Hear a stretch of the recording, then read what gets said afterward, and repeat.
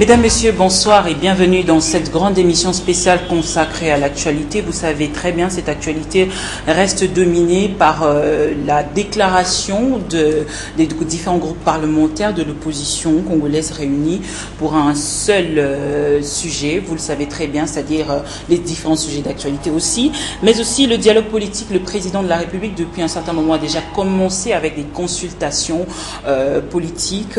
Finalement, on va parler de dossiers doublons détectés par la Commission électorale nationale indépendante. Vous savez très bien que l'affaire est déjà à la cour d'appel.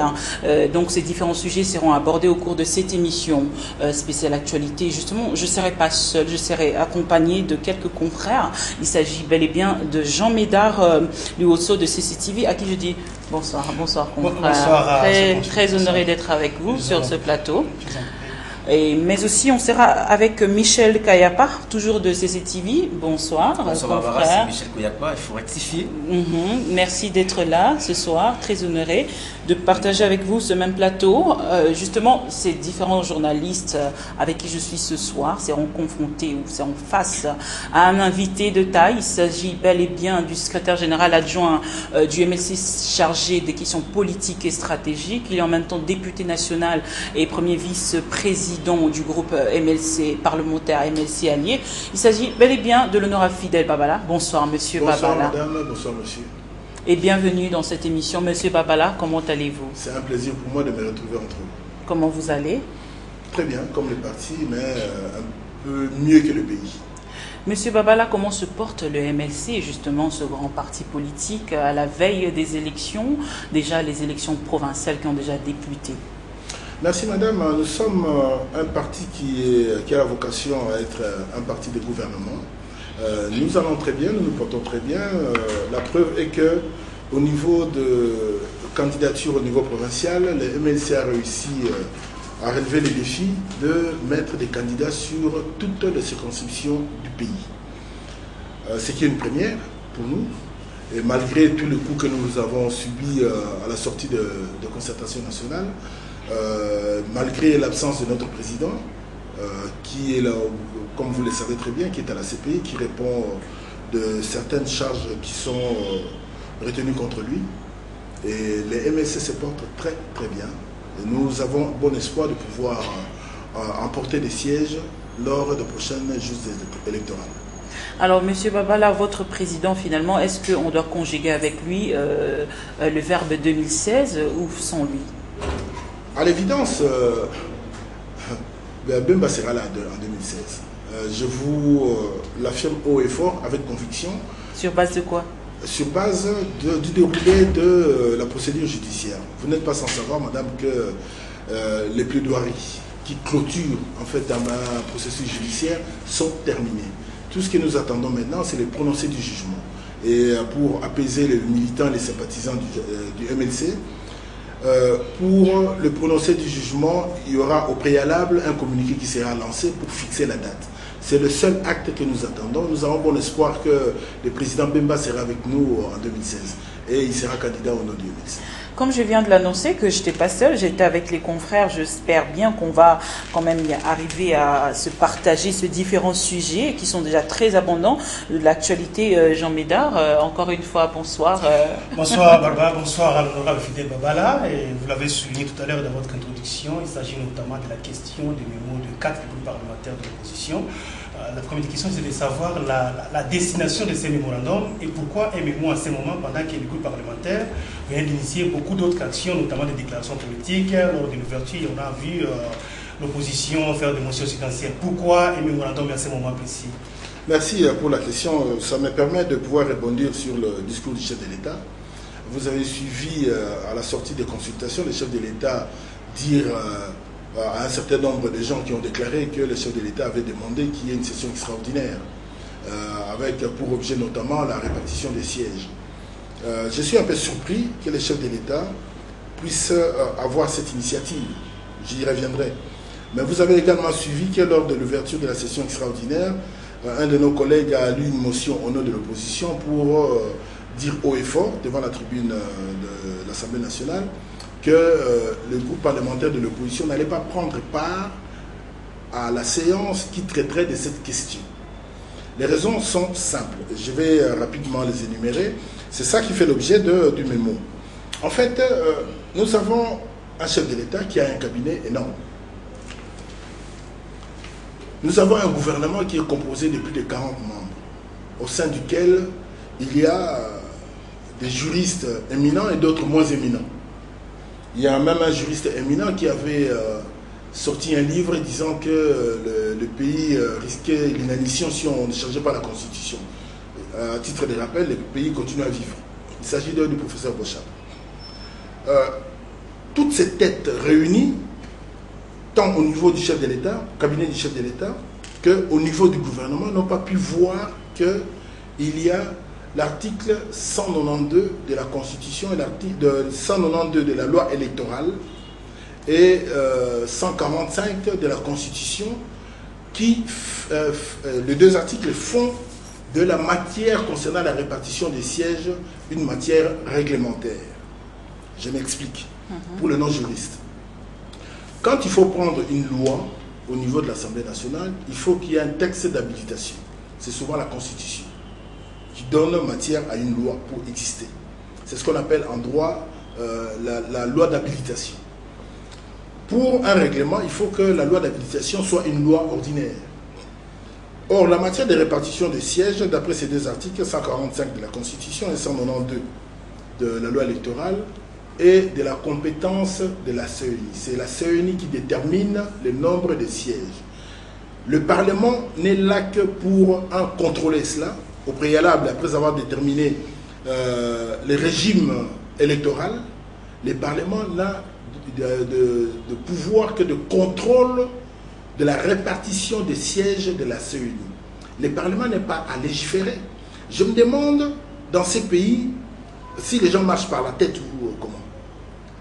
Tous les juristes qui sont au gouvernement, il y en a un même qui est venu du MLC, vice-ministre de son État, juriste de son État. C'est un collègue. Professeur, c'est même pas un collègue, c'est quelqu'un que j'ai connu à l'occasion du MLC. Un ministre qui est professeur de droit constitutionnel en plus, vice-premier ministre de son État. Ils n'ont pas vu que c'était une matière réglementaire. Et ils ont, même lors de la session de mars, à la fin de la session de mars, ils ont amené un projet de loi portant répartition des sièges. Lui, il est juste ministre dans le gouvernement. Il ne fait pas partie du groupe des personnes qui sont là pour aider le chef de l'État dans ces différentes matières.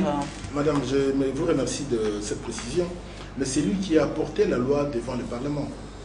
Et la plénière a eu la sagesse de ne pas renvoyer cette loi.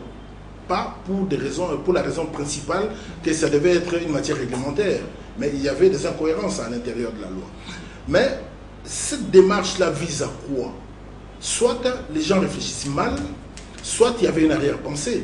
Comment peut-on imaginer au plus haut sommet de l'État que les gens ne se rendent pas compte qu'une matière est d'ordre réglementaire et pas législatif? En cela, ils voulaient en fait amener le Parlement à violer la Constitution. C'est là la raison d'être de la position de groupe parlementaire de l'opposition. Groupe parlementaire, y compris les non-inscrits de l'opposition. C'est une matière qui n'est pas de la compétence de l'Assemblée nationale. C'est à la CENI d'établir le nombre de sièges à travers les territoires. Notre contrôle au niveau du Parlement, c'est uniquement de voir la conformité de ces sièges-là par rapport au prescrit de la loi. C'est juste un pouvoir de contrôle. Aujourd'hui, on doit comprendre justement la raison principale qui vous empêche, c'est seulement cela. Donc, c'est-à-dire la question sur la répartition des sièges. Vous ne voulez pas participer à la session extraordinaire. Si d'autres matières sont abordées, vous pouvez y retourner. C'est ça le sens de la communication que mon collègue Barbori qui a faite à travers une motion le 4 juillet dernier. C'est de dire que cette matière n'est pas d'ordre législatif. Donc, il n'y a pas lieu de l'inscrire à l'ordre du jour de la session extraordinaire. On doit pouvoir les renvoyer à la CENI. Mais pourquoi vous ne faites pas l'extraire, je m'excuse, de l'extraire de l'ordre du jour pour permettre une participation consensuelle de tout le monde. Si la matière est retenue, le groupe parlementaire de l'opposition et les non-inscrits de l'opposition n'y prendront pas part. On laissera à la majorité la responsabilité de violer la Constitution. Il faudrait dire une partie seulement de l'opposition, hein, il faudrait dire au sein de l'Assemblée nationale. Parce que jusque-là, ce n'est pas, vous n'êtes pas, ce n'est pas, vous n'êtes pas, c'est pas toute l'opposition Vous savez, parlementaire. madame, je vous remercie pour cette précision-là. Le mandat de député n'est pas impératif. Ça veut dire que tout le monde y participe en âme et conscience. Mais la conscience interpelle chacun des députés. En vertu de quoi, même si la matière est inscrite au niveau de l'ordre du jour, en vertu de quoi un député qui est conscient de son rôle, parce qu'il est représentant du peuple, peut contribuer à porter sa pierre à la violation de la Constitution qui est notre Bible à tous. Que ce soit ceux de la majorité aussi. Y compris. Mais bon, vous savez, il y a une majorité qui est mécanique, dit-on, là, au niveau de l'Assemblée. Je vous ai répondu, honorable Fidel Babala, mais pourquoi toute cette agitation des groupes parlementaires de l'opposition, quand on sait par exemple à l'ouverture de la session, lorsque votre collègue Bampoulou qui a fait la motion, le président vous avait demandé de garder un peu patience pour que votre motion, votre question, votre préoccupation soit examinée au moment où la question sera alignée à l'ordre du jour d'une plénière. Mais pourquoi vous procédez encore aujourd'hui à un mémo? Et je vous ai posé la question tout à l'heure, ce mémo est adressé à quelle institution? Ce mémo est décidé d'abord aux députés de l'opposition dans leur entièreté. Nous allons distribuer ce document à chacun des membres de l'opposition. Pour rebondir sur la question de Mme Barbara, l'opposition est multiple. Mais au niveau fonctionnel, à l'intérieur de l'Assemblée nationale, l'opposition fonctionne à travers les groupes parlementaires. Les non-inscrits sont indépendants, par définition. Les 4 groupes parlementaires ont pris l'option de faire cette motion suivie de ces mémos qui sera adressé au président de l'Assemblée aussi, ainsi qu'aux missions diplomatiques qui sont dans le pays ici. Parce que notre problème, c'est quoi? Une question qui est d'ordre réglementaire, c'est irrémédiablement impossible que ce soit inscrit au niveau de l'Assemblée nationale. C'est impossible juridiquement parlant. En vertu de quel miracle on les mettrait là-bas, même si c'est la demande du chef de l'État? Si tel est le cas, c'est à désespérer de ces pays. Mais M. Babala, justement, on doit, est-ce qu'il n'y a pas de cas justement urgents à aborder, même lorsqu'il ne s'agit pas des matières législatives, à l'ordre législatif? Madame. Dans l'urgence, dans ce cas, qu'est-ce qu'il faut faire? L'urgence ne justifie pas la violation de la Constitution. Qu'est-ce qu'il y a comme urgence pour répartir les sièges? Je vous rappelle que c'est une obligation de la CENI. Il n'y a pas de nécessité. Il n'y a aucune nécessité que le Parlement s'en saisisse, même à la demande du chef de l'État. En l'occurrence, je pense que le chef de l'État a été induit en erreur par son cabinet. Parce que c'est une matière qui ne relève pas de la compétence de l'Assemblée nationale. Je le répète encore une fois, on dirait que dans ces pays, les gens marchent par la tête au lieu de marcher par les pieds. Tout ce qu'il y a comme professeurs, avocats, des renom autour du chef de l'État, n'ont pas vu que c'est une matière réglementaire. La répartition des sièges. C'est une annexe à la loi électorale. Ce n'est pas une loi. En 2006, ça a été fait pareil. En 2011, pareil. Qu'est-ce qui fait qu'aujourd'hui, les gens s'élèvent comme s'ils étaient en train de vanter l'eau chaude pour amener ça au niveau de l'Assemblée nationale pour que ça devienne une loi? Il y a même un avant-projet que le gouvernement avait déposé. Dans quel pays sommes-nous? Mais justement, les gens lisent ou ne lisent pas, sont au courant de leurs attributions de chaque institution. Vous soulevez seulement l'incompatibilité juridique qu'il y a, ou vous êtes aussi en train de dire d'une manière ou d'une autre l'intention cachée du président de la République d'avoir justement proposé à l'Assemblée nationale cette loi? Est-ce qu'ils ont des intérêts finalement, la majorité présidentielle? Madame, merci beaucoup encore une fois, je ne cesserai pas de vous remercier. Vous savez, on dit de manière simple, tout ce qui se conçoit bien s'exprime clairement. S'il y a un flou quelque part, on doit pouvoir déceler l'arrière-pensée. L'arrière-pensée que les gens, le membre de l'opposition décèlent à travers cette initiative qui est malheureuse et malencontreuse, c'est de dire que pourquoi on amène une matière réglementaire pour en faire une loi? Est-ce qu'on peut légitimement penser que toutes les sommités qu'il y a au cabinet du chef de l'État se sont trompées pour une matière qui ressort même de la compétence d'un étudiant de première année de droit? Donc il y a un objectif atteint, il y a une finalité, ils ont une finalité. Les gens ne peuvent pas se tromper de manière grossière sans avoir une arrière-pensée. C'est l'une des raisons pour lesquelles les gens pensent que ce n'est pas clair, autant ne pas aborder cette question lors de cette session extraordinaire. Tout simplement, qu'est-ce qui risque d'arriver?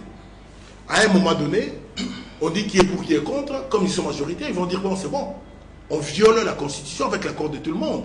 C'est ce que nous ne voulons pas. Et pourquoi ne pas prendre par exemple des patience pour attendre un peu le moment venu, quand le gouvernement va revenir avec les textes, parce que vous l'avez renvoyé pour que certaines failles soient corrigées. Nous l'avons suivi dans les discours de Kengo. Il a affirmé que le gouvernement a dit clairement que toutes les failles que vous avez relevées lors du débat au niveau de la session de l'Assemblée nationale ont été corrigées au niveau du gouvernement. Pourquoi ne pas prendre patience pour attendre quand Bouchard reviendra au niveau de l'Assemblée nationale pour que vous puissiez répondre sur la question? Si je mets toujours en doute la lucidité du président du Sénat. Quand on arrive à avoir des positions à géométrie variable, c'est inquiétant au plus haut niveau de l'État.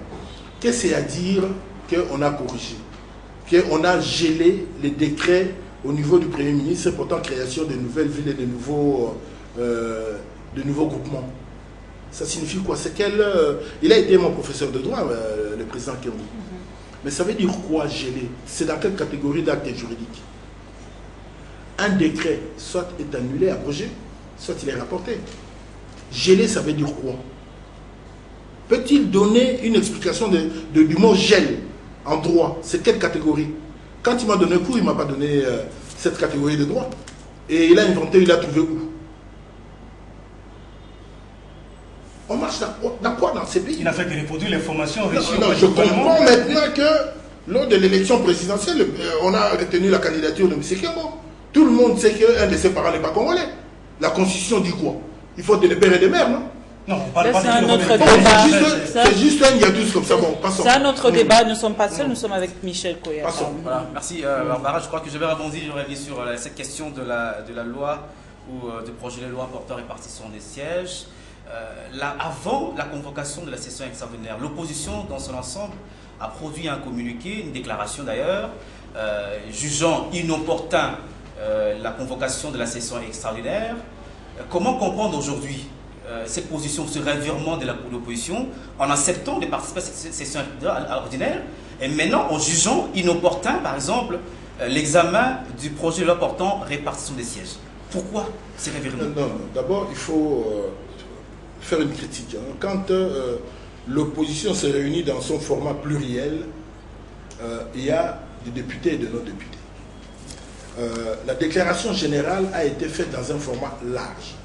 Les groupes fonctionnels ou parlementaires et les non-inscrits, qui sont des députés, qui ne peuvent pas être instrumentalisés, se sont réunis pour dire ce n'est pas inopportun, c'est légal d'ailleurs.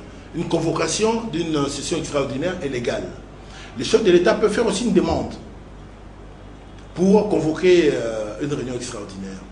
Mais s'il y a un point sur lequel nous avons de légitimes suspicions, savoir qu'il y a un risque de violation de la Constitution dans l'une de ces dispositions pertinentes, on doit s'exprimer. Mais dire qu'on ne participe pas, c'est contre l'esprit des institutions. Chacun de nous, les partis MLC, a accepté de participer à l'institution Assemblée nationale. Nous sommes un parti républicain, nous devons observer les lois et règlements ainsi que la constitution de ces pays. Quand le président de l'Assemblée nationale convoque une session extraordinaire, on doit y aller, à moins d'avoir une raison ou une motivation péremptoire qui nous empêche d'y prendre part. Notamment les cas dont il est fait question maintenant.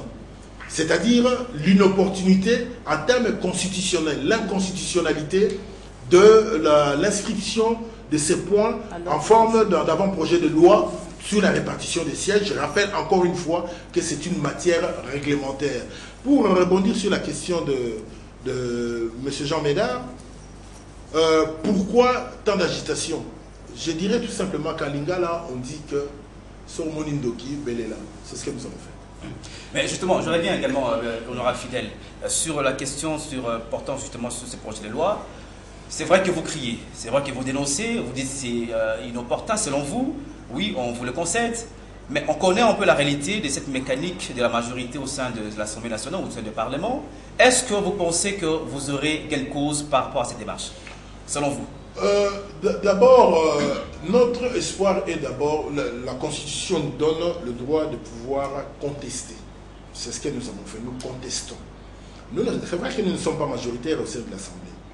Si la majorité est suffisamment aveugle pour violer la Constitution, on leur laisse la paternité de cette violation. C'est l'une des raisons pour lesquelles nous ne voulons pas prendre part, accompagner la majorité dans cette violation de la Constitution. La loi dit clairement que c'est du ressort de la CENI, que c'est une annexe, ce n'est pas une loi, c'est l'annexe à la loi électorale. Il n'y a pas d'avant-projet de loi de répartition des sièges qui tiennent la route, ça n'existe pas. Et les cabinets du chef de l'État et le gouvernement dans son entièreté se sont trompés. Je pense qu'ils vont recouvrer les esprits pour dire que finalement on ne présente pas ça. Ils l'ont présenté lors de la session finissante passée. Ils devaient faire des modifications. À preuve du contraire, on n'a pas encore un texte. Je pense que, comme on dit, Belela, Solomon Ndoki, ils comprendront finalement qu'ils se sont trompés. C'est pédagogique. Si c'est monsieur le ministre et membre du cabinet du chef de l'État ne lisent pas, on les rappelle de lire la Constitution, article 145, loi électorale 192. Mais au-delà de cette déclaration ou de ces mémos, vous, groupe parlementaire de l'opposition, vous avez rencontré le président de l'Assemblée nationale, Robert Minakou, par rapport à cette question. Quelle a été son attitude vis-à-vis de votre démarche? Bon, vous savez, la matière de la conférence des présidents ne doit pas faire l'objet d'une publicité. Je crois que c'est à l'interne. On lui a fait savoir notre position, il a donné sa position. On le verra sur les faits au niveau de l'Assemblée. Tout à l'heure, vous étiez en train de dire que la première déclaration qui a été faite par les forces politiques n'engageait pas totalement les députés nationaux. Et pourtant, votre parti, les MLC, avait aussi signé la dite déclaration.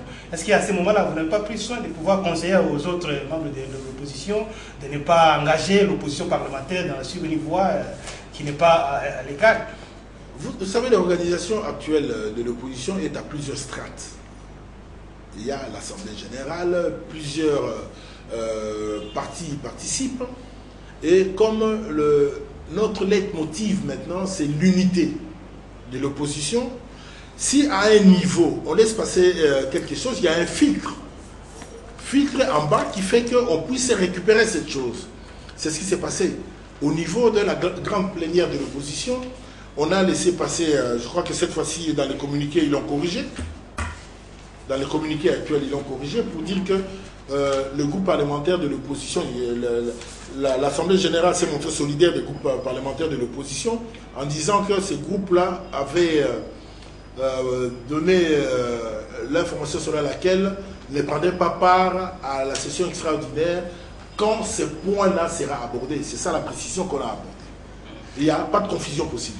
Vous dénoncez aussi les dépassements budgétaires à votre mémoire, dépassements budgétaires par certaines institutions du pays, notamment l'institution président de la République, gouvernement.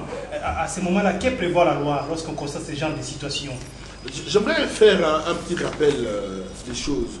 Vous savez, le cycle électoral chez nous dans le pays, c'est 5 ans. Comme le communiqué de l'opposition lu par l'honorable Kiakwama le dit si bien, gouverner c'est prévoir. Quand on a fini les élections de 2011, le gouvernement et la CENI devaient avoir en tête, en priorité, l'organisation du prochain cycle électoral. Ça se prépare sur 5 ans. Et quand le chef de l'État dit que, dans les chiffres suivants, que les élections actuelles, donc les cycles 2015-2016, coûteraient 1,150 milliard ou 105, je n'ai pas les chiffres précis en tête. C'est vrai. Quoique c'est une déclaration de la CENI. Tous nous savons comment les choses se font. Comme il n'y a pas un contrôle, c'est peut-être gonflé. Hein, la réalité est autre chose. En 2006, on avait fait ça avec 500 millions. En 2011, on avait fait cela avec 600 millions. Qu'est-ce qui fait qu'aujourd'hui, ce soit à plus d'1 milliard? Question mark. On a rajouté les élections municipales locales. Question mark. Ensuite, le chef de l'État dit que le budget de l'État ne comporte que 9 milliards. Mais il se trompe aussi là, où on l'a trompé là-dessus. Puisqu'on ne lui demande pas au chef de l'État de pouvoir organiser les élections sur le budget d'un exercice. Chaque année, l'Assemblée nationale alloue des dotations pour les élections de l'ordre de 250 milliards de francs congolais. 2012, 2013, 2014 et premier trimestre ou premier semestre 2015, ça fait 3 dotations et demi. 2 milliards, 250 milliards, 250 milliards, ça vous fait 750 milliards à peu près.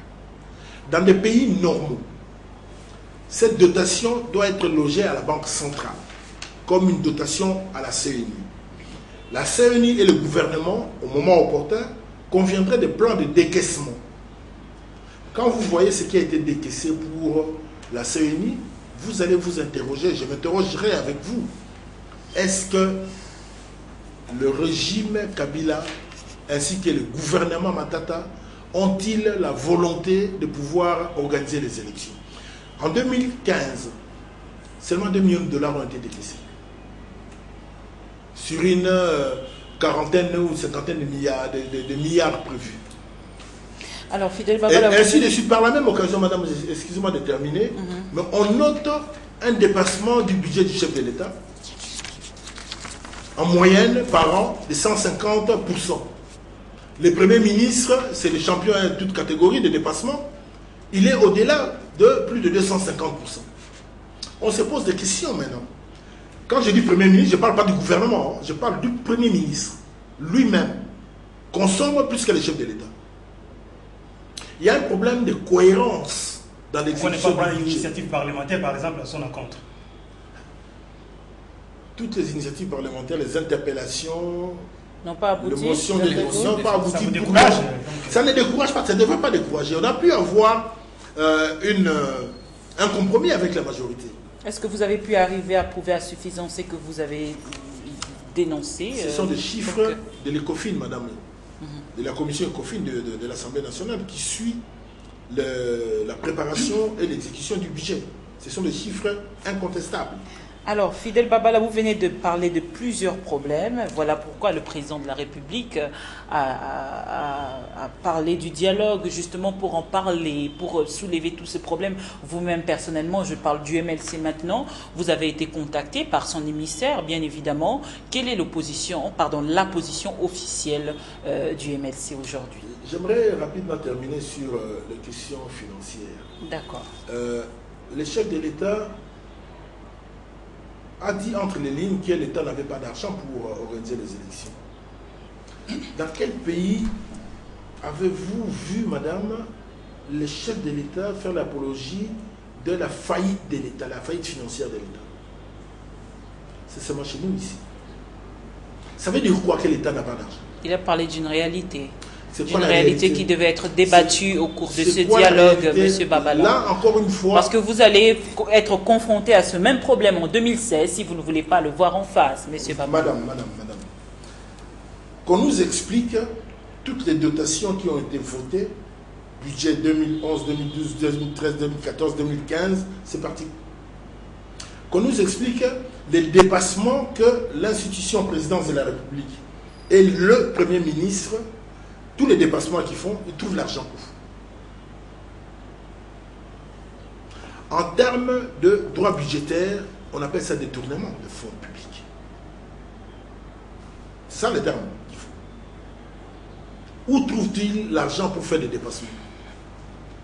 Et au plus haut sommet de l'État, qu'on nous dise qu'il n'y a pas d'argent. Les 110 marchés de l'État qui ont été passés de gré à gré, qui a contrôlé cela? Est-ce qu'il n'y a pas eu des opérations retour? Est-ce que l'État n'a pas perdu d'argent? Monsieur Babala, tout ça, c'est des problèmes. Logiquement, on devrait, je crois qu'au niveau de l'opposition, nous allons nous organiser, puisque la session de septembre est une session budgétaire, toutes ces questions seront posées. Et il n'est pas exclu qu'il y ait une initiative d'une interpellation du Premier ministre. Pourquoi pas poser tous ces problèmes au cours du dialogue annoncé par le président de la République? Monsieur Babala, on va revenir à ma question. Quelle est la position officielle aujourd'hui du MLC par rapport à ce dialogue? Je voudrais d'abord, avant de répondre à votre question, madame, recadrer. Depuis que ce pays est indépendant, si on va au dialogue, parce que le chef de l'État lui-même, quand il en parle, il utilise l'adjectif éventuel. Ça veut dire qu'il n'est même pas convaincu lui-même. Non, parce qu'il y a des consultations, papa. Non. Il y a des consultations pour atterrir au dialogue. Madame, vous m'avez posé une question, si vous permettez que je réponde. Le chef de l'État lui-même n'est pas convaincu. J'ai noté, chaque fois qu'il parlait du dialogue, il a parlé de l'adjectif éventuel au moins 6 fois. Ça veut dire qu'il n'est pas convaincu lui-même de la nécessité du dialogue. Les dialogues porteraient sur quoi, d'après les chefs de l'État? Sur le calendrier électoral, sur l'enrôlement de jeunes majeurs, sur le financement des élections et sur la sécurisation des élections. Même l'agglomération. Je vais aller point par point. Le calendrier électoral, en vertu de quoi les chefs de l'État pensent-ils qu'il lui appartient, lui, de convoquer un dialogue ou une consultation sur une matière que la Constitution elle-même réserve à la CENI? C'est la CENI qui parle du cycle électoral, du processus électoral qui détermine les calendriers. A-t-on déjà vu, madame, vous m'avez posé une question, si vous permettez que je termine, vous allez répondre. A-t-on déjà vu un gouvernement dire, bon, c'est telle date ou telle autre date? C'est une compétence exclusive et pas concurrente de la CENI. Le chef de l'État n'a aucune compétence là-dessus. Deuxièmement, l'enrôlement des jeunes majeurs, article 5 de la Constitution. C'est une obligation. Tout Congolais qui a 18 ans révolu a le droit, par le droit, ça veut dire c'est une faculté de voter. C'est un droit qui appartient à tous nos compatriotes qui ont 18 ans révolus. On va discuter de cela. Pourquoi? En vertu de quoi? C'est constitutionnel. Vous allez négocier avec la Constitution. On doit enrôler les jeunes majeurs que le chef de l'État appelait les anciens mineurs. C'est la même réalité. On doit les enrôler. Si la CENI ne l'a pas fait, si le gouvernement ne l'a pas fait, nos jeunes frères et sœurs ne doivent pas être victimes de l'incapacité et du gouvernement et de la CENI. C'est un droit. Un droit ne se négocie pas. J'arrive au financement, je crois qu'on vient d'en parler. Mon Dieu. Ça veut dire quoi là, qu'on n'a pas d'argent? Qu'est-ce que ça veut dire? Et vous excluez la communauté internationale. En 2006, ils ont amené une contribution. En 2011, ils ont amené une contribution. Et cette fois-ci, vous dites que vous n'avez pas d'argent et vous refusez de l'argent. Soyons conséquents. Qu'est-ce que vous voulez? Organiser les élections ou faire un glissement? C'est ça où il y a l'arrière-pensée. C'est là où il y a l'arrière-pensée. Parlons de la sécurisation des élections. Qui a amené le Koulouna dans les élections, au moins à Kinshasa ici? Moi, je vis et je suis élu. Qui a amené les Koulouna? Un certain Chaleur, c'est qui l'a amené ici? C'est pas les PPRD? Mais le Koulouna ici, ça va avant que les élections interviennent, honorable. Un instant. Oui, mais vous avez vu l'effet pervers au siège du PPRD. Quand M. Mova a été nommé. Pas seulement au PPRD, c'était pas de partout. Pendant les élections en 2011, c'était de partout. Il y avait des Koulouna du MLC, il y avait des Koulouna il y avait des Koulouna au PPRD partout, il y avait des Koulouna. Monsieur Babala, il y avait des Koulouna partout. Allez-y, vous pouvez continuer. Vous me laissez la paternité de mes mots. Allez-y. Je vous laisse les vôtres. Vous avez vu la réaction, l'effet pervers lors de la prise de fonction de M. Mova. Il venait d'arriver, il ne connaissait pas vraiment. Si vous permettez que je termine, le siège du PPRD a été ceinturé par les Koulouna. Il y a un monsieur là qui a fait les frais. Il a été passé à tabac par les mêmes Koulouna. Comme quoi, quand vous créez des monstres, les monstres vous bouffent. Ça vous arrange au niveau de l'opposition. À propos, pour que je ne donne pas l'idée, vous avez suivi M. Mova, bien, une nouvelle arrivée, au cours d'un meeting ou d'une rencontre, qui est prêt à mourir pour Kabila. Dans quel pays sommes-nous? Ça, ce n'est pas une apologie, un appel à la violence? C'est quoi ça? Hein? Les chefs de l'État, dont le rôle constitutionnel est justement de sécuriser les pays, ne peut pas tolérer ce genre de propos. Et ça vient de son parti dont il est autorité morale. Dans quel pays sommes-nous? Si ça avait été les médecins, on dirait justice, incitation à la haine, fermeture de Canal Kin. Mon Dieu, dans quel pays sommes-nous? Qui est prêt à mourir pour Kabila? Est-ce qu'il est question de mourir pour quelqu'un ici? Est-ce qu'il est question, il y a un risque que quelqu'un meure ici? Qui a le monopole de la force de l'État ici? C'est le gouvernement. Ben, ces propos-là veulent dire quoi? Il y a une guerre en prévision? Voilà, Monsieur Babala, s'il vous plaît, je vais essayer de chuter avec ma question. Fidèle Babala, aujourd'hui, est-ce qu'il faut aller aux élections juste pour aller, parce que vous venez de soulever plein de problèmes, ou les différentes questions fondamentales doivent être réglées d'abord? Parce qu'apparemment, c'est ça le souci du président de la République. Je n'avais pas encore fini de répondre à votre précédente question. Le MLC estime que le dialogue, ce sera le 18e dialogue, conférence, conclave, forum, concertation, ça n'a rien résolu dans ces pays. Si avant, il y avait de vide constitutionnel, aujourd'hui nous avons une constitution qui est acceptée par tout le monde, qui est suffisamment détaillée, qui règle des problèmes. Toutes les questions, les 4 questions soulevées par le chef de l'État dans son discours du 29 juin sont soit réglées par la Constitution ou par les lois de la République. Il a la charge, lui en tant que chef de l'État, garant de la nation, la charge de la sécurité à nos frontières et à l'intérieur du pays. C'est lui. On va aller discuter de quoi? Pour dire que c'est plus vous, on doit le faire maintenant en équipe ou au gouvernement d'union nationale ou je ne sais pas quoi là. C'est incohérent. Vous avez déjà été déçu lors des concertations. Incohérent. Pas déçu parce qu'on n'a jamais eu la prétention, en tout cas, comme a dit l'un de vos collègues, il est moins d'Assemi. Je lui laisse la paternité de ses propos. Vous savez, il faut savoir garder cohérence et pieds sur terre. Le deuxième problème est le financement. Il y a un gouvernement qui gère les finances de la République. Gouverner, c'est prévoir. On a fait des dotations, on aurait pu le faire. La CENI a publié le calendrier avec beaucoup de contraintes, des contraintes budgétaires, entre qui autres. Dépendent de justement, qui du gouvernement, gouvernement. Monsieur Babala, aujourd'hui, le gouvernement, justement, est clair, et que non, il est presque incapable de financer ces élections. Madame, si on était dans un pays normal, ce gouvernement devait présenter sa démission pour incapacité.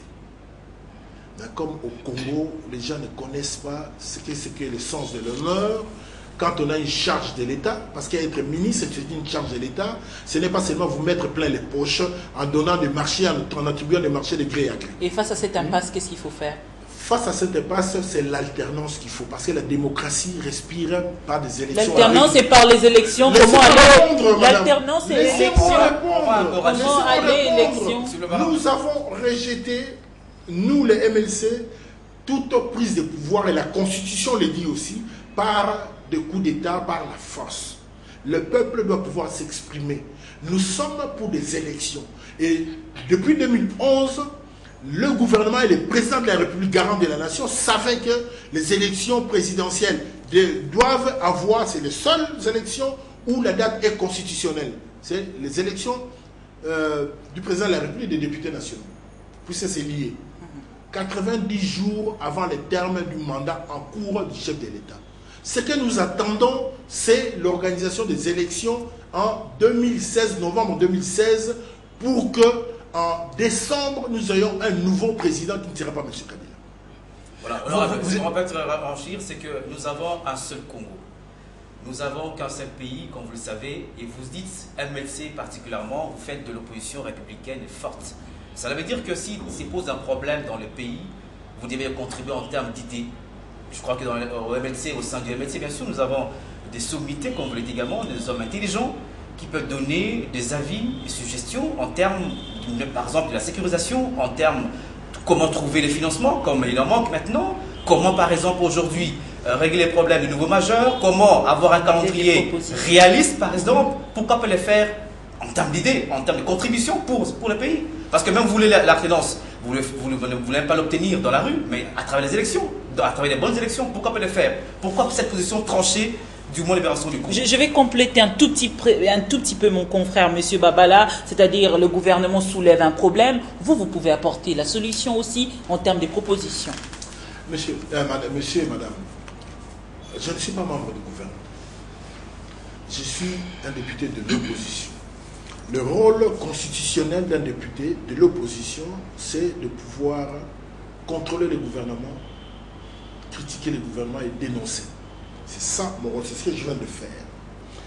Nous avons participé aux concertations où il en est sorti 679 résolutions. Qu'est-ce qu'on en a fait? Toutes ces questions ont été abordées. Qu'est-ce qu'on en a fait?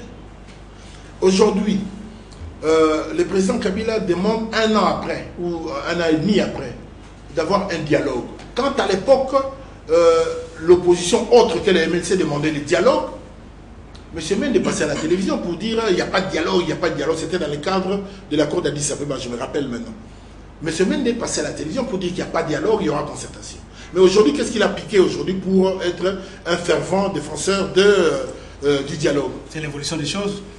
Ben, il paraît qu'il y a le dynamisme politique ne change pas, mais c'est ça justement, le dynamisme. Vous avez répondu à votre propre préoccupation, M. Babala. Qui ne change pas d'avis. Mais aujourd'hui, quelle est la crédibilité du chef de l'État, qui ne sera pas candidat aux prochaines élections, de pouvoir appeler les gens, dire autour de moi, réglons le problème des élections qui sont par ailleurs réglées par les lois et la Constitution de la République. S'il n'a pas appliqué les résolutions de concertation, qu'est-ce qui nous garantit qu'il va appliquer les résolutions ou les décisions du dialogue? Et apparemment, il y a crise de confiance entre vous et l'autorité du pays, par exemple. Absolument. Absolument. Mais il faut la régler, cette situation, par On exemple. doit les régler par les élections, monsieur les journalistes. Et s'il n'y a pas de moyens, qu'est-ce que vous allez faire? Qu'ils démissionnent tous. Parce qu'ils et s'il n'y a pas d'élection en 2016 et qu'il y a la transition, qu'est-ce que vous comptez faire, monsieur Babala? Dans la transition? Oui. Quelle transition? Sans vous, s'il y a le glissement sans vous, si les autres glissent sans vous. Les glissements, c'est quelle notion là? D'où vous les prenez, madame? C'est quelle notion? Si les autres glissent sans vous, si les autres glissent sans vous, vous êtes en dehors du glissement pendant que les autres glissent. Ils n'ont qu'à déraper, s'ils glissent, ils dérapent, ils tombent, il n'y a pas de problème. Non, aujourd'hui, les Sénats ne tombent pas, les assemblées provinciales ne tombent pas non plus. Madame, ça tombera. Vous savez, Mobutu disait quelque chose d'important. Un fruit, quand il est mûr, mûr ou pas mûr, devant le vent de l'histoire, ils tomberont de toute façon. Le problème n'est pas là. Le problème, je n'ai rien contre les sénateurs, je n'ai rien contre eux, mais il faut rester. La démocratie, finalement, ce n'est pas seulement l'organisation des élections, madame. C'est la respiration quotidienne de la vie publique. La gouvernance, c'est l'exemplarité aussi. Stabilité institutionnelle. C'est l'exemplarité. Mais si vous arrivez, ce n'est que chez nous où on parle d'arriéré électoral. Une élection s'organise ou ne s'organise pas. Ce terme arriéré, ça signifie quoi? Parce que vous n'avez pas organisé un cycle. Les arriérés sont en train d'être purgés. On va je m'excuse, monsieur Jean Médard. On invente des concepts dans ces pays. Dans un pays autre, est-ce que vous avez déjà entendu parler de débauchage? Dans des pays de vieilles traditions. En France, il y a eu des débauchages. En France, il y a eu un gouvernement de débauchage. Avec de Louis Besson, etc. Il y a eu des débauchages. Qui a même fait la rébellion contre un pouvoir, qui a fait de l'opposition pendant 10 ans ou 15 ans, dire finalement que Kabila c'était le meilleur. Mon Dieu, pourquoi vous avez fait la rébellion? Pourquoi vous avez été dans l'opposition? C'est là mon coup, c'est comme on ne fait pas l'opposition à vie, monsieur Babala. On fait de la politique pour accéder au pouvoir par des voies démocratiques. Personne n'a surtout pas moi, personne n'a la volonté de faire de sa vie une opposition. Il faut finalement que vos idées que vous défendez puissent être confrontées à la réalité. Des fois, des débauchages arrivent aussi quelquefois. Ça veut dire que le débauchage, c'est des faibles qui vont. Revenons sur la question. Je m'excuse. Ils sont au service de la nation. Les faibles qui y vont, puisque aujourd'hui, il y a des divergences, des différences, voulais-je dire, idéologiques entre la doctrine du MLC, qui est le libéralisme, et la doctrine du PPRD, qui est social-démocrate. Sur le plan fondamental, sur les plans essentiels, nous avons des divergences. Vous entrez au gouvernement, vous faites quel programme? Vous entrez au gouvernement, vous avez un programme de gouvernement, puisqu'il y a des possibilités, notre loi le prévoit aussi, de gouvernement de coalition. Ça voudra dire au préalable que les gens se mettent autour d'une table pour dire, voilà, dans mon programme, j'ai l'augmentation du budget, vous avez la diminution du budget. Comment est-ce qu'on se met d'accord pour trouver un équilibre? Et ainsi de suite. Il y a des gens qui sont pour le mariage des homosexuels. Moi, je suis fondamentalement contre, étant catholique. Il faut se mettre d'accord. Mais vous y allez, vous vous livrez pieds et mains liés comme ça. Et après, vous allez dire, bon, je suis l'opposition, je soutiens Jean-Pierre Bemba. Allez vous faire voir. C'est parce qu'eux, ils se sont retrouvés, ils sont les bons élèves, vous ne l'étiez pas. Voilà pourquoi on vous a exclu. Mais moi, j'ai la vocation. Qui juge qui est bon élève pas? Le président de la République, moi j'ai la vocation de me faire juger par le président de la République. Revenons un peu sur la question. C'est l'institution président de la République. C'est les garants de la nation. De la nation, mais pas, il n'est pas mon directeur de Vous faites partie de cette nation, M. Babala. Vous faites partie de cette nation. Madame et monsieur, moi je ne fais pas de la politique pour être jugé par le chef de l'État. J'ai fait la politique pour l'intérêt de mon peuple, des gens qui m'ont élu. J'ai le respect de la fonction présidentielle. Je dois le respect au chef de l'État, comme chef d'État de tous les Congolais. Mais il n'est pas mon objecteur de conscience, il n'est pas mon professeur qui doit me coûter. Revenons un peu sur la question d'enrôlement des nouveaux majeurs. Vous insistez tellement, vous, au niveau de l'opposition, vous avez été rejoint par le chef de l'État, mais ne craignez-vous pas qu'une fois ces nouveaux majeurs enrôlés, que ces derniers puissent aussi parvenir à exiger, par exemple, leur droit de postuler notamment aux élections provinciales? Merci Jean-Médard. Ça me donne l'occasion de revenir sur un point. La CENI nous a parlé de fiabilisation du fichier électoral. Vous avez suivi l'épisode. Il y a 2 millions d'électeurs qui ont disparu. 30 millions à 30 millions. 32 à 30 millions. Ok? Ça voudra dire que pour les élections provinciales, on aura une base électorale, un socle de 30 millions d'électeurs. Ok? Un fichier. Un fichier de 30 millions d'électeurs. Et pour l'élection locale et communale, il y aurait autre chose, notamment les jeunes majeurs qui viendraient et éventuellement d'autres choses. Mais là où on n'a pas suffisamment explicité, personne ne nous a dit comment ces 2 millions d'électeurs ont disparu. Personne n'en a parlé. Et connaissant les liens qu'il y a entre le nombre d'électeurs par circonscription et le nombre de sièges, on ne nous dit pas ils ont disparu de quelle circonscription pour mesurer l'impact sur les sièges. On n'en parle pas. Et on trouve ça normal.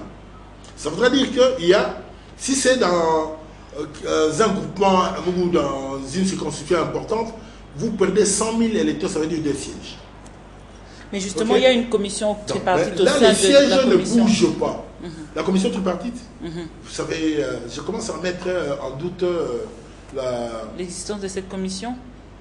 Non, je mets en doute la sincérité du bureau de la CENI. Je crois qu'il y a une tripartite il n'y a pas longtemps sur le doublon. Vous avez parlé de question de victime hier. Le doublon. Quand vous regardez la loi, je crois l'article 21 ou 22 de la 21 de la loi électorale, il y a un recours gracieux avant d'aller au recours contentieux en ce qui concerne le doublon. Quand est-ce qu'un électeur, un candidat est déclaré inéligible? Il y a une série de conditions. Mais avant d'aller au contentieux devant la cour d'appel, le cours d'appel à travers le pays, il faut une formalité substantielle que la CENI doit pouvoir exploiter. C'est-à-dire, détecter les doublons, contacter soit les candidats concernés, soit les mandataires du candidat concerné, soit les partis concernés, en ayant 10 jours pour permettre la correction. Ça peut être une erreur matérielle, ça peut être une volonté frauduleuse. Je vous rappelle que les contentieux des listes n'ont pas eu lieu en 2011 sous Ngoï Mulunda. Pourquoi? Parce que Ngoï Mulunda a appliqué cette disposition de la loi électorale. Et aujourd'hui, il se pose une question aussi. Qui dirige la CENI aujourd'hui? Est-ce que c'est l'abbé Maloumalou? Tout le monde sait qu'il est malade. Il est en repos. Mais nous avons un vice-président qui est du PPRD. De là à croire qu'il y a malveillance dans les chefs de ces bureaux-là, en ce qui concerne des partis d'opposition comme la MLC. Mais le métier, il n'y a qu'un pas. Monsieur Babala, Monsieur Babala, on reste dans le fait, s'il vous plaît. Vous venez de parler de quelque chose de très important. On va éviter de parler un peu d'individus. Monsieur Babala, vous venez de parler de quelque chose de très important par rapport à la procédure. Donc la procédure n'a pas été respectée. Non, pas du tout. Et dans ce cas? Dans ce cas-là, logiquement, on aurait dû revenir au niveau de la CENI pour que la CENI fasse son travail. Elle ne l'a pas fait, mais elle a préféré se déforcer en donnant cette patate chaude aux cours et tribunaux. Aujourd'hui, les décisions de cours et tribunaux censées être en premier dernier ressort nous sont piégées. Est-ce que nous allons partir aux élections dans cet esprit?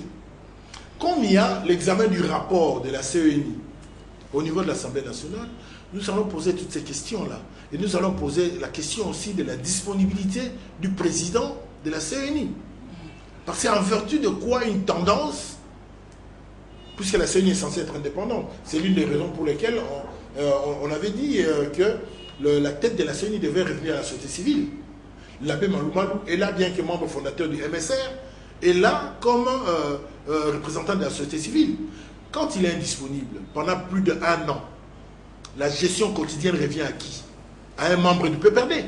Donc, ça, c'est totalement inacceptable. Nous allons poser cette question. En plein processus déjà de purger les arriérés électoraux, on a déjà des contentieux. Monsieur Babala, où est-ce qu'on va atterrir finalement? Madame, encore une fois, si les gens sont incapables de faire leur travail, ce ne sont pas les seuls Congolais compétents dans ces pays. Il y en a plein. On doit faire encore marche en arrière et tout. On ne fait pas marche en arrière, on dégage les incompétents. Que ce soit au gouvernement ou à la CENI, on les dégage. Tu dois respecter la procédure. La procédure, c'est ça. Mais aujourd'hui, vous me parlez de procédure. La CENI, la loi organique de la CENI dit que pour faire des engagements, il faut un concours. Vous connaissez un concours qui a été fait pour les cadres? Monsieur Missoni, il a fait un concours. Il a été nommé. Fidèle Babala, on doit reposer la question de manière tout à fait pédagogique. Je n'ai rien contre les individus, mais qu'on puisse observer la loi. Malgré ce que vous dénoncez comme une violation, notamment de la loi électorale, mais votre parti, le Mouvement de libération du Congo, vient d'être victime ou de tomber victime de cette opération au niveau de la cour d'appel de Mbandaka. Que comptez-vous faire justement après l'arrêt qui a été rendu hier? Quand on parle stratégie, on n'annonce pas. On agit. On va... Oui. Oui. On n'encaisse pas, on agit. Pour l'instant? On n'encaisse pas, on agit. En même temps, ça affaiblit la base. On agit. Vous allez agir. Je m'arrête là. Voilà. Peut-être on va chuter, Barbara et Jean Ménard, je crois, par rapport à ça. Mais la question fondamentale, j'aimerais également poser à l'honorable, c'est vrai que vous êtes secrétaire général adjoint du Mouvement Libération du Congo, chargé des questions politiques et stratégie, membre également député national, il faut le dire, mais également un président de fédération du MLC ici à Kinshasa, Tchangou, il faut le dire, par rapport à ça. Nous sommes en tout cas à quelques jours, quelques mois des élections provinciales, si pas révéler leur stratégie comme vous le dites, mais également par rapport à votre base, par rapport au MLC. Un message. Un message. Oui. Je demeure confiant dans la capacité des Congolais de pouvoir faire un départ entre le vrai et l'ivraie. Aujourd'hui, nous sommes appelés à pouvoir renouveler les assemblées provinciales. Au niveau de ma fédération, les choses marchent correctement. Et je pense que personnellement, je vais m'impliquer dans la campagne de chacun des candidats. Mon objectif, c'est de sortir le maximum de députés provinciaux MLC et alliés au MLC dans ma circonscription. Notre objectif, c'est de pouvoir, à tous les niveaux, faire l'alternance. On commence par les provinciales, présidentielles, les législatives, ainsi que les locales. Les choses doivent changer pour le bien de notre pays. Nous sommes suffisamment au fond du trou pour que nous puissions rebondir. Donc j'invite les gens à venir en 2016 décembre assister à la prestation du prochain président de la République démocratique du Congo qui devrait être, à mon avis, Jean-Pierre Bemba. Monsieur Babala, vous restez légaliste là et vous êtes dans la Constitution bien évidemment, mais souvent les différentes réalités de notre pays rentrent en contradiction avec cette Constitution. Vous venez d'appeler la population à venir. Et si seulement Kabila ne part pas en 2016 par rapport à ces différentes contraintes et on lui donne quand même une période de transition, qu'est-ce que vous allez faire par rapport à cette population que vous venez de promettre, hein, parce que c'est une promesse presque? C'est la Constitution, madame. Je ne fais pas de la politique fiction. La Constitution dit clairement que le mandat est de 5 ans, 2 fois renouvelable, 1 fois renouvelable. Après, il y a autre chose. Je n'invente pas l'autre chose. La Constitution donne des possibilités aussi. Ça donne des Ni possibilités. un stylo, s'il n'y a pas des moyens pour qu'une institution, la nouvelle institution soit mise en place, l'ancienne peut rester pour combler le vide juridique. C'est ce qui dit aussi la Constitution. C'est le cas avec les Sénats. La Constitution dit que 90 jours avant la fin du mandat, on appelle les Donc, élections. Chacun Si prend les les gens sont articles de la incapables, Constitution madame, qui est dans son de intérêt pouvoir pour exploiter. organiser les élections, puisque c'est la charge du gouvernement, démission. Merci Fidèle Babala d'avoir répondu à notre invitation. Ce serait votre dernier mot. À vous également, mesdames, messieurs, merci de nous avoir suivis pendant tout ce moment. Nous avons reçu le secrétaire général adjoint du MLC chargé des questions politiques et stratégiques. Il est aussi député national. Il est premier vice-président du groupe parlementaire MLC allié. J'étais avec mes deux confrères. Donc, il s'agissait donc de Jean Médard Liwoso, CCTV, merci confrère, mais aussi de Michel Koyapa. C'est bien cela, de CCTV toujours. C'est un grand plaisir. Vous allez suivre cette émission sur CCTV, sur Congo Web, mais aussi sur la page Facebook Barbara Nzimbi Yakondoli sur www.dossierdafrique.com. D'ici là, portez-vous bien et restez avec nous. On se retrouve très très prochainement avec le même plaisir. Au revoir.